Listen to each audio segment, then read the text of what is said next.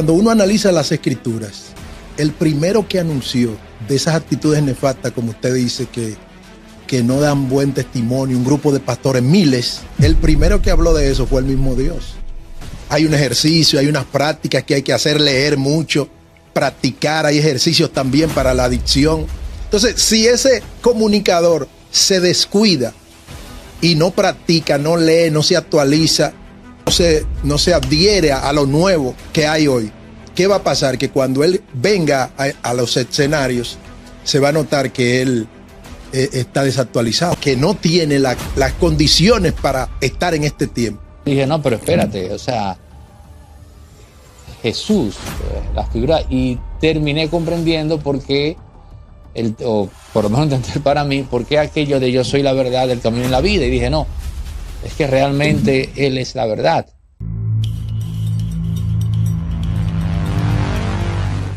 Vamos a tener una conversación quizás un poco fuera de guión, acá en Políticamente Correcto, con el pastor Rafael Valera. Veo aquí que tiene una iniciativa que tiene que ver con temas de mis derechos y mis deberes. ¿Dónde están implementando esto?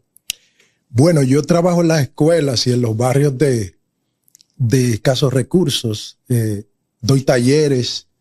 Y también ese libro tiene un musical que hemos montado, hemos hecho no completo, pero se ha hecho en partes. En la Feria del Libro lo presentamos canto, porque dice mis derechos y deberes son un canto, y con ese libro se lee, se canta, se baila, se pinta, se declama, se modela y se actúa. Ok, pero esto, vamos a ver... ¿pero en qué comunidades? ¿Es en La Romana? ¿Es en Santo Domingo Norte? Y también a nivel nacional, pero básicamente en Santo Domingo Norte hemos trabajado mucho con él. ¿Pero lo hace usted directamente o tiene un grupo de personas que...?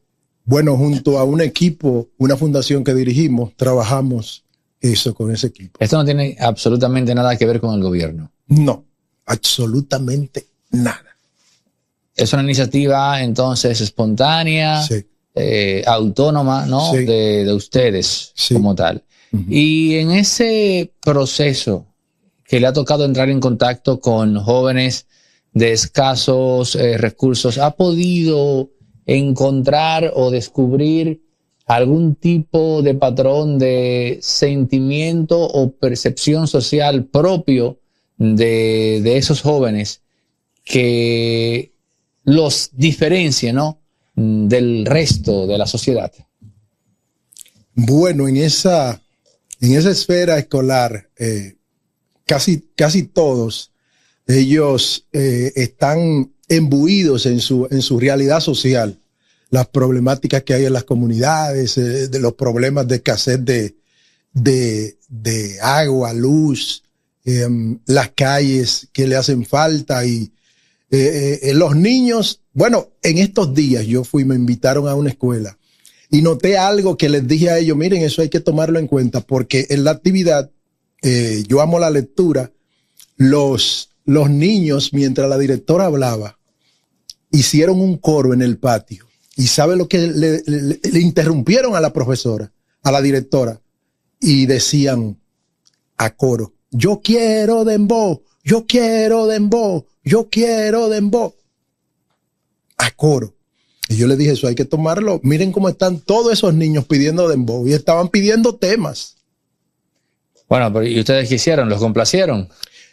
Por ejemplo, en mi caso, ese libro es a ritmo de merengue, pero tiene una producción también que yo le hice que se le hizo de varios ritmos. El tema central de ese libro, yo le compuse un dembow, pero con la letra de ese libro que promueve. En el libro, aparte de los derechos y los deberes, promovemos valores. Por ejemplo, ese libro es una fusión de un derecho con un deber. Entonces compuse una canción. El primero es a ritmo de merengue, fue inicialmente. Tengo derecho a salud, alimento y buen vivir, para crecer saludable y ser útil en la vida. Yo prometo obedecerte, respetarte y amarte. No solamente a ti, Padre, a los mayores y amigos, también a mis familiares. Y si lo pide el destino, practicaré lo que digo, amando a mis enemigos. Y el estribillo del coro dice, mis derechos son un canto, también sublime ideal, tesoros que hay que cuidar para un porvenir mejor. Mis deberes son un canto, también sublime ideal, tesoros que hay que cuidar para un porvenir mejor. Ok, bueno, estos muchachos evidentemente no saben que simplemente están abogando por la flagelación de su desarrollo como seres humanos. Sí. Cuando piden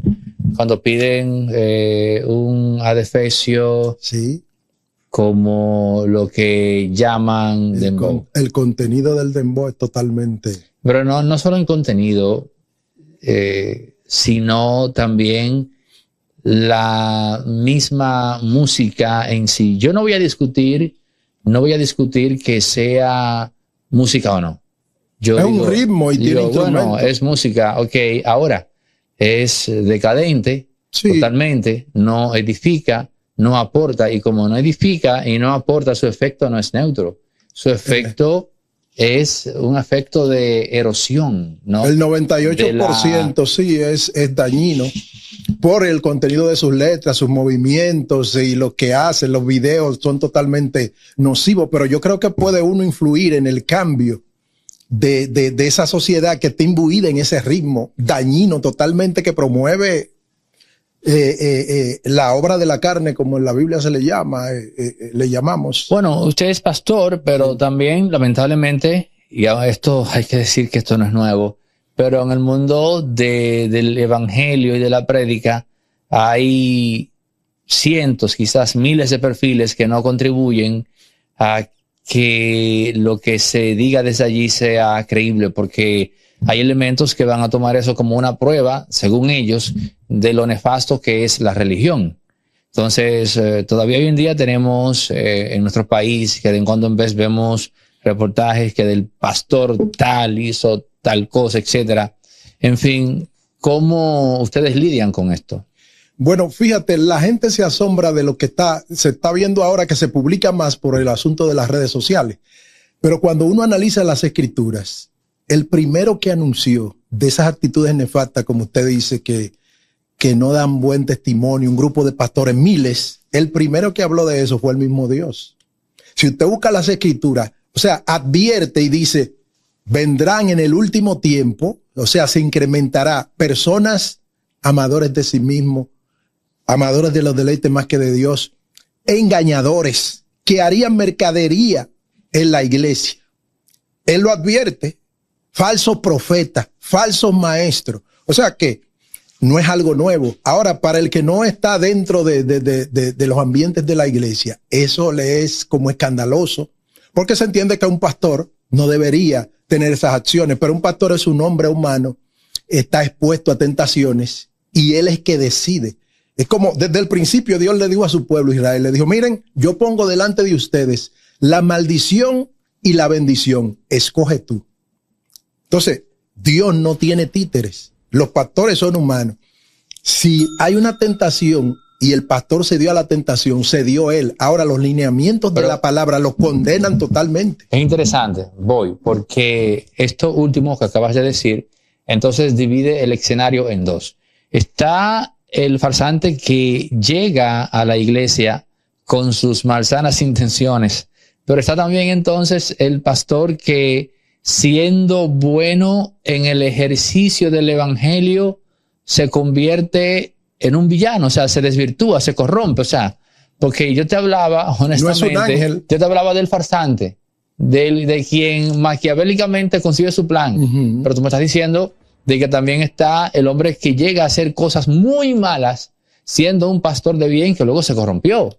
Se corrompió, cayó en la tentación. ¿Y qué hace que se corrompa? ¿Dejó de creer en Dios? La tentación. Fíjate que, por ejemplo, en el mismo ámbito de la comunicación, si un comunicador no se actualiza, no se mete en esta ola nueva que hay ahora de estos elementos de comunicación, se queda obsoleto.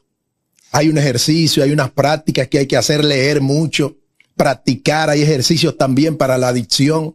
Entonces, si ese comunicador se descuida y no practica, no lee, no se actualiza, no se adhiere a lo nuevo que hay hoy, ¿qué va a pasar? Que cuando él venga a los escenarios, se va a notar que él está desactualizado, no tiene las condiciones para estar en este tiempo. Entonces, asimismo, el pastorado, la Biblia habla de santificar nuestras vidas, de estar en contacto con Dios. Por ejemplo, si tú te descuidas, porque el pastor es un humano, no es un ángel que cae del cielo y cayó, y ese señor ya no se corrompe.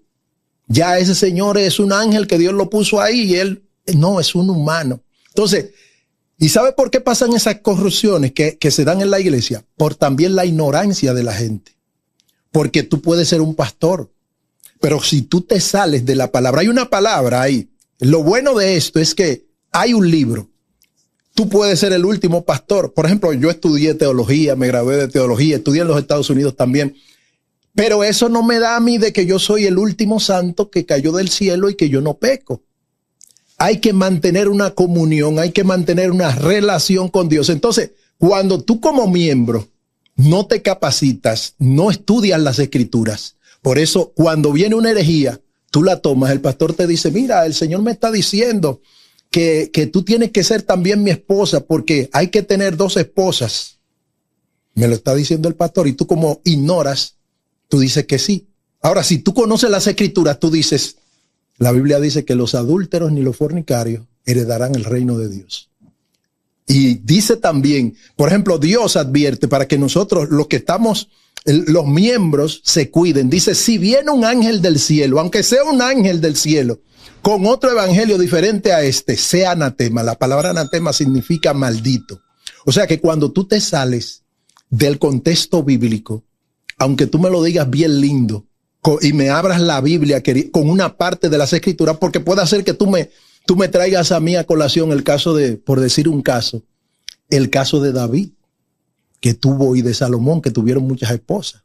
Y tú quieras venirme a predicar a mí de que se puede tener varias esposas porque David tuvo. Eso fue algo que David hizo. Y fíjate que la Biblia habla claro de una sola, casado con una sola mujer y la mujer con un solo marido. Entonces, la ignorancia es que aumenta esas acciones delictivas dentro de la iglesia. Porque cuando tú te capacitas y tienes relación con Dios, tú me puedes decir a mí lo que tú quieras. Entonces la Biblia inmediatamente me sitúa en qué contexto tú me estás hablando. Y automáticamente, si te saliste de ahí, aunque tú seas el último pastor, que me digas a mí que tú vienes, como hay ahora, que hay muchos que son engañados también por el atuendo, la buena imagen, la buena dicción y un manejo de algunas palabras. Pero el que conoce las escrituras, inmediatamente viene algo que no concuerda con las escrituras, dice, no, espérate. La Biblia dice esto y esto. Rafael, vamos a hacer algo un poco más extenso en otra ocasión, porque particularmente yo no soy religioso en el sentido, si se quiere, institucional. No sigo ninguna iglesia. Soy una persona que llegó a entender que Jesucristo es la verdad. Vamos a conversar sobre ya ese proceso de la religión no institucional, ¿sabe? Que es evangélico, pentecostal, adventista, sino el sentido de la religión de cara al ser humano, entiéndase, eso que está dentro de nosotros y que nos hace buscar fuera una respuesta que hasta ahora la ciencia no nos ha dado, una respuesta que quizás la ilustración como fenómeno o esperanza secular nunca llegó a dar. Y Paul Johnson, en la última página de su historia del cristianismo, hablando de la retirada como tal del cristianismo y adjudicándole a esa retirada la debacle de Occidente, y en esa última página él dice, entre otras cosas, en este siglo XX hemos tenido la oportunidad de ver cómo es un mundo sin Dios, refiriéndose a Stalin y a Hitler. Y luego decía, y como se ve, no ha sido nada esperanzador. El hombre es imperfecto con Dios. Sin Dios, ¿qué es? El hombre es cercano a las bestias por su cuerpo. Si no tiene espíritu, es poco menos que una bestia baja e innoble. someramente dice por ahí ese texto. Y intelectualmente hablando, llegué a esa conclusión, no desde el punto de vista del creyente, nada que ver, porque, pero dije, no, espérate, este libro y la influencia que ha tenido en el ser humano, cómo este texto, estas palabras tienen la capacidad de penetrar, yo digo, no, todo aquel que se mofa de esto no es más que está haciendo un acto de soberbia. Estas son palabras de sabiduría. Sí. Vamos a hablar de eso quizás una hora, de ciencia, historia de la ciencia y religión. ¿Tú soportas un debate con Guerrero Heredia? Yo no tengo ningún problema. Yo creo que Guerrero Heredia es como, no sé si tú has leído una historia en la Biblia con el apóstol Pablo de un rey llamado Agripa, que Pablo le hablaba.